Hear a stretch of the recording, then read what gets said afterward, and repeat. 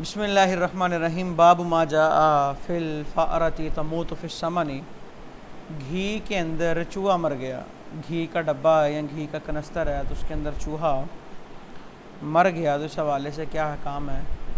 کیونکہ گھی جو ہے یہ جمع ہوا ہوتا ہے، یہ لیکوڈ نہیں ہوتا، تو چوہا اگر مر گیا ہے تو چوہے کو نکال دیں اور ارد گرد کی جو جگہ تھی وہاں سے گھی جو ہے اس کو بھی نکال دیں اور بقیہ جو ہے وہ پاک ہے اسے استعمال کریں۔ امام ترمذی اپنی سند کے ساتھ بیان کرتے ہیں حضرت ابن عباس سے،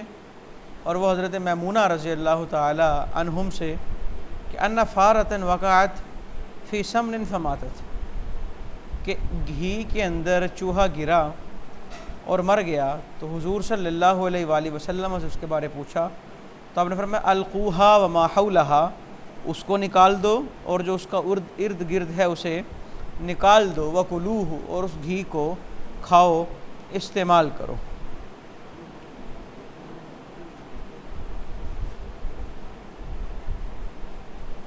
یہ آگے اس کی وضاحت آ گئی۔ ایک اور روایت لکھی ہوئی ہے حضرت ابو ہریرہ سے، کیا ارشاد فرمایا اذا کان جامدن فالقوہا وما حولہا، کہ اگر تو گھی ہے جمع ہوا تو اس کو نکالو اور اس کے ارد گرد کو، وَإِن كَانَ مَائِعًا فَلَا تَقْرَبُوهُ، اور اگر وہ لیکوڈ ہے تو پھر اس کے قریب نہ جاؤ۔ کیا مطلب اگر آئل میں گرا ہے تو پھر معاملات جو ہیں وہ کچھ اور ہیں۔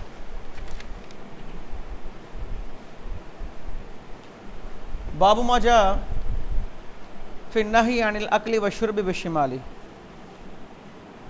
بائیں ہاتھ سے کھانے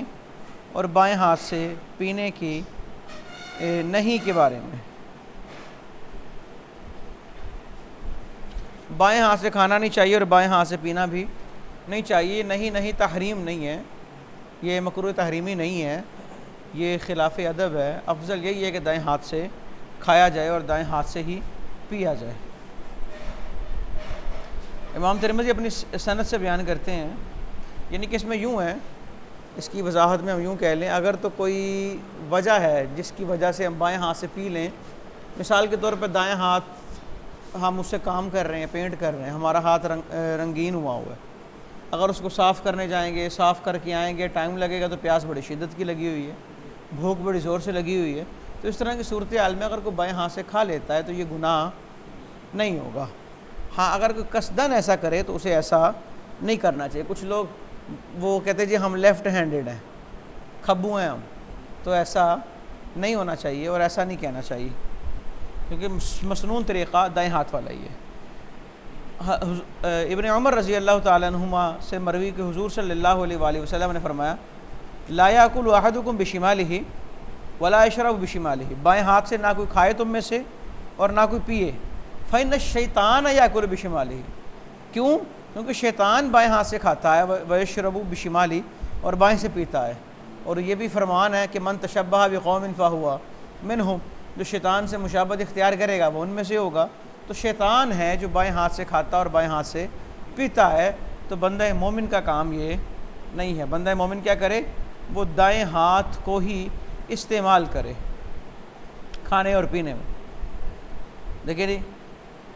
حضور صلی اللہ علیہ وآلہ وسلم نے فرمایا اذا اکل احدکم فلیاکل بیمینہ، جب تم میں سے کوئی ایک کھائے تو دائیں ہاتھ سے کھائے، ولیشرب بیمینہ، اور دائیں ہاتھ سے پیے، کیونکہ شیطان بائیں سے کھاتا ہے اور بائیں سے پیتا ہے، شیطان کی مخالفت کرنی ہے۔ اور قرآن نے واضح طور پہ کہا نا لا تتبعوا خطوات الشیطان، کہ شیطان کے قدموں پہ نہ چلو، یعنی کہ شیطان کی پیروی نہیں کرنی۔ باب ما جاء فی لاقل اصابع بعد الاکل، کھانے کے بعد انگلیاں چاٹنے کا بیان، اور یہ وظیفہ ہے اس کے لیے جو کہتا ہے یا جس کے والدین کہے کہ ہمارا بچہ کھاتا بہت ہے پر اسے لگتا نہیں، وہ دو کام کرنا شروع کر دے، ایک تو برتن صاف کرنا شروع کر دیں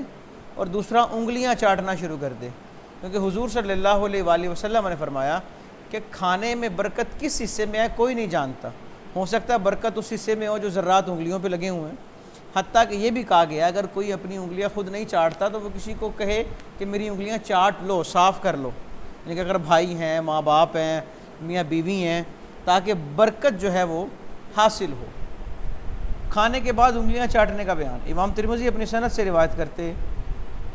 حضور صلی اللہ علیہ وآلہ وسلم نے ارشاد فرمایا اذا اکل احدکم فلیلعق اصابعہ، وہ اپنی انگلیاں چاٹے، فإنہ لا یدری فی ایتہن البرکۃ، کیونکہ کھانے والا نہیں جانتا کہ برکت کھانے کے کس حصے میں ہے۔ کیا مطلب اس کا؟ کہ انسان پھلتا پھولتا کثرت سے نہیں ہے، برکت سے۔ یہ نہیں کہ وہ زیادہ روٹیاں کھائے گا تو پھل پھول جائے گا، وہ تب پھلے پھولے گا جب اس میں برکت آئے گی اور جو وہ برکت سے مستفید ہوگا۔ باب ما جاء فی اللقمۃ تسقط، لقمہ کھاتے کھاتے اگر گر جائے تو کیا کریں؟ اس کو اٹھائیں، جھاڑیں اور کھا لیں، اس کو ضائع نہ کریں۔ حضور صلی اللہ علیہ وآلہ وسلم فرما رہے ہیں اس لقمے کو شیطان کے لیے نہ چھوڑیں، اسے اٹھائیں اور جس بارے میں شک ہے کہ اس پہ اگر کچھ لگا ہے اس کو جھاڑ لیں اور پھر اسے کھا لیں۔ اور یہ تیسری چیز بھی اگر کوئی اپنائے گا تو اسے بھی برکت حاصل ہوگی۔ انگلیاں چاٹے، برتن صاف کرے، لقمہ گرا ہے اسے اٹھائے اور جھاڑ کے کھا لے۔ امام ترمذی اپنے سند سے بیان کرتے ہیں کہ آقا صلی اللہ علیہ وآلہ وسلم نے ارشاد فرمایا اذا اکل احدکم طعاما فسقطت لقمتہ فلیمت ما رابہ منہا، تو اسے جھاڑے جس نے اسے شک میں ڈال دیا ہے، یار نیچے یہ چیز لگی تھی، اگر تو نیچے پلیٹ ہے یا دسترخوان ہے اور صاف ہے پھر جھاڑنے کی بھی اسے ضرورت نہیں۔ مثال کے طور پہ اس ٹیبل پہ رکھ کے میں کیک کھا رہا ہوں اور چائے میں ڈپ کرنے لگا، وہ کیک گر گیا ٹیبل پہ، تو ٹیبل مجھے پتہ صاف ہے تو اس کو اٹھا کے جھاڑنے کی ضرورت نہیں، اس کو اٹھاؤں اور اسے میں کھا لوں۔ ثم یطعمھا ولا یدعھا للشیطان، اسے جھاڑے یعنی کہ جو چیز اسے شک میں ڈال رہی ہے پھر اسے کھا لے اور شیطان کے لیے اسے نہ چھوڑے۔ امام ترمذی اپنی سند سے بیان کرتے ہیں کہ حضور صلی اللہ علیہ وآلہ وسلم جب کھانا کھاتے یہ اس حدیث کو ہم حدیث قولی کہیں گے نا، حدیث فعلی کہیں گے۔ جب کھانا کھاتے تو لائکا اصابعہ الثلاث، اپنی 3 انگلیوں کو چاٹتے۔ یہ 3 کیوں کہا؟ کیونکہ کھانا ان 3 انگلیوں سے کھایا جاتا ہے، انگوٹھے سے اور شہادت کی انگلی اور اس کے ساتھ والی انگلیوں سے کھانا کھاتے اور ان تینوں کو چاٹتے۔ اور آپ نے فرمایا کیا فرمایا کہ جب لقمہ گرے تم میں سے کسی کا فلیمت عنھا الاذی، تو اسے تکلیف دہ چیزوں کو، یعنی کہ اگر کوئی مضر صحت اس پہ چیزیں لگ گئیں اس کو ہٹائے، ولیاکلھا، اور اسے کھا لے، ولا یدعھا للشیطان، اور شیطان کے لیے نہ چھوڑے۔ اور ہمیں حکم دیا ان نسلیت الصفحہ، کہ ہم جو ہمارے برتن ہیں اسے ہم صاف کریں، اچھی طرح ہم اپنے برتنوں کو صاف کریں۔ اور آپ نے فرمایا انکم لا تدرون فی ای طعامکم البرکہ، کیونکہ تم نہیں جانتے کہ تمہارے کھانے میں برکت کہاں ہے۔ امام ترمذی اپنی سند سے روایت کرتے کہ رسول اللہ صلی اللہ علیہ وآلہ وسلم نے فرمایا من اکل فی کسعۃ، یہ وہی پیالہ یا برتن جو کسی برتن میں کھائے، ثم لاحظھا، پھر اسے چاٹ لے، تو استغفرت لہ الکسعۃ، وہ برتن اس کے لیے دعائے مغفرت کرتا ہے، برتن اس کے لیے مغفرت کی دعا کرتا ہے۔ باب ما جاء فی کراہیت الاکل من وسط الطعام، کھانے کے درمیان سے کھانا مکروہ ہے۔ کھانے کے اگر کھانا ڈش میں ایک ہی قسم کا ہے پھر درمیان سے نکالنا اسے، مثال کے طور پہ گوشت ایک باؤل میں پڑا ہوا ہے تو اس کو درمیان سے نہیں نکالنا سالن، کیونکہ حضور صلی اللہ علیہ وآلہ وسلم فرما رہے ہیں کہ برکت جو ہے وہ کھانے کے درمیان میں نازل ہوتی ہے، برکت نازل ہوتی رہے گی تو سائڈوں پر بھی پہنچتی رہے گی۔ ہاں اگر کھانا مختلف قسموں کا ہے، درمیان میں جو ڈش پڑی ہے وہ ہے ہی کچھ اور، پھر درمیان سے اٹھانے میں کوئی حرج نہیں اور کوئی ممانعت نہیں ہے۔ امام ترمذی اپنی سند سے روایت کرتے کہ حضور صلی اللہ علیہ وآلہ وسلم نے ارشاد فرمایا البرکۃ تنزل وسط الطعام، کہ برکت جو ہے کھانے کے درمیان نازل ہوتی، فکلوہ من حافتیہ، کناروں سے کھاؤ، ولا تاکلوا من وسطہ، اور درمیان سے نہ کھاؤ۔ باب ما جاء فی کراہیت اکل الثوم والبصل، پیاز اور لہسن کھانے کی کراہیت کے بارے میں۔ کچا کھانا مکروہ ہے، اگر پکا ہوا کوئی کھائے تو یہ جائز ہے۔ کچا لہسن کھانا یا کچا پیاز کھانا مکروہ، وجہ کیا ہے کہ اس سے منہ کے اندر اسمیل پیدا ہوتی ہے اور اس حالت میں مسجد میں آنا جائز نہیں۔ ہاں اگر کوئی پیاز کچا ہے لیکن اس کو دھو لیتے ہیں یا نمک وغیرہ لگا کے صاف کر لیتے ہیں جس سے بو ختم ہو جاتی ہے، پھر وہ مکروہ نہیں رہتا۔ اور آگے بات یہ آئے کہ حضور صلی اللہ علیہ وآلہ وسلم نے خود کہا کہ میں تمہاری طرح نہیں ہوں، میں فرشتوں کو اذیت نہیں دینا چاہتا، کہ اس سے فرشتوں کو تکلیف ہوتی ہے۔ کیا مطلب کہ آپ نے ارشاد فرمایا کہ میں جو ان چیزوں سے کراہت اختیار کرتا ہوں یہ میرے لیے ہے، تمہارے لیے نہیں ہے۔ یعنی کہ اس سے ثابت ہوتا ہے کہ اگر کوئی کچا بھی کھا لے تو کراہت اس کے لیے نہیں، بس یہ ضرور ہے کہ اگر منہ میں اسمیل پیدا ہو گئی ہے تو اس حالت میں وہ مسجد میں نہیں آئے گا۔ امام ترمذی اپنی سند سے روایت کرتے ہیں کہ آقا نامدار صلی اللہ علیہ وآلہ وسلم نے فرمایا من اکل من ھذہ، جو یہ کھائے، پہلی دفعہ کیا کہا؟ الثوم، لہسن، پھر کہا ثوم والبصل والکراس، لہسن، پیاز اور کراس، یہ بھی پیاز کو ہی کہتے ہیں، یہ پیاز ہوتا ہے ڈنڈیوں والا، چھوٹا سا آگے پیاز ہوتا ہے، پیچھے سبز رنگ کی ڈنڈی ہوتی ہے، اسے گندنا بھی کہتے ہیں۔ جو کھائے فلا یقربن فی مسجدنا، وہ ہماری مسجد کے پاس نہ آئے۔ امام ترمذی اپنی سند سے روایت کرتے ہیں کہ حضور صلی اللہ علیہ وآلہ وسلم حضرت ابو ایوب کے گھر تشریف لائے۔ وہ جب ہجرت کر کے آئے اور ناقہ حضرت ابو ایوب کے گھر آ کے رکی تو وکان اذا اکل طعاما بعث الیہ بفضلہ، جب اب کھانا کھاتے تو ان کی طرف بچا ہوا بھیج دیتے، حضرت ابو ایوب کی طرف بچا ہوا، فبعث الیہ یوما بطعام ولم یاکل منہ النبی، ایک دفعہ کھانا بچا ہوا بھیجا لیکن اس میں سے کچھ کھایا ہی نہیں تھا آپ نے، یعنی کہ سارے کا سارا کھانا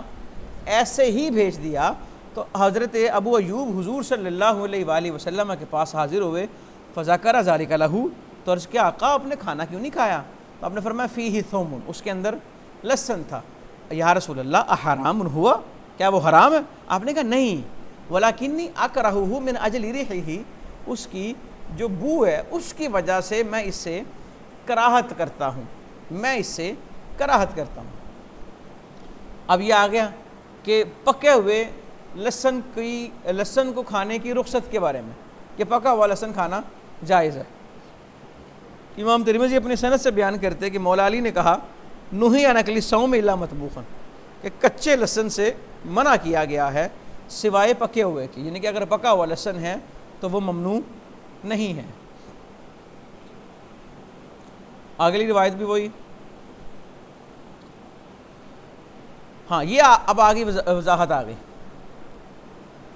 کہ حضرت ام ایوب کی جو والدہ ہے، حضرت ابو ایوب کی جو والدہ ہے یعنی کہ ام ایوب، انہوں نے خبر دی کہ حضور صلی اللہ علیہ وآلہ وسلم ان کے ہاں تشریف لائے، فتکلفوا لہ طعاما فیہ من بعد ہذہ البخول، تو انہوں نے سبزیاں وغیرہ بنائیں، فکرہ اکلہ، تو آپ نے کھانے کو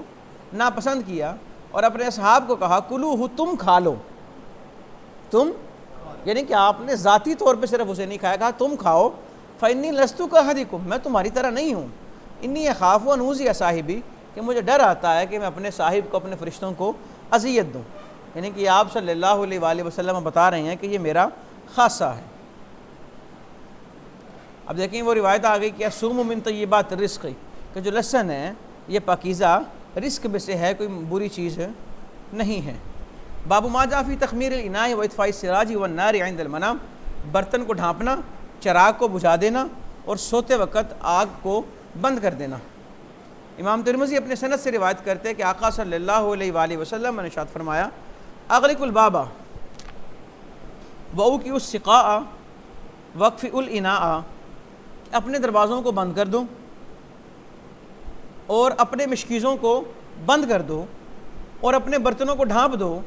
او خمر الاناء، یعنی کہ اکفئوا کے الفاظ ہیں یا خمروا کے الفاظ ہیں، راوی کو شک ہے،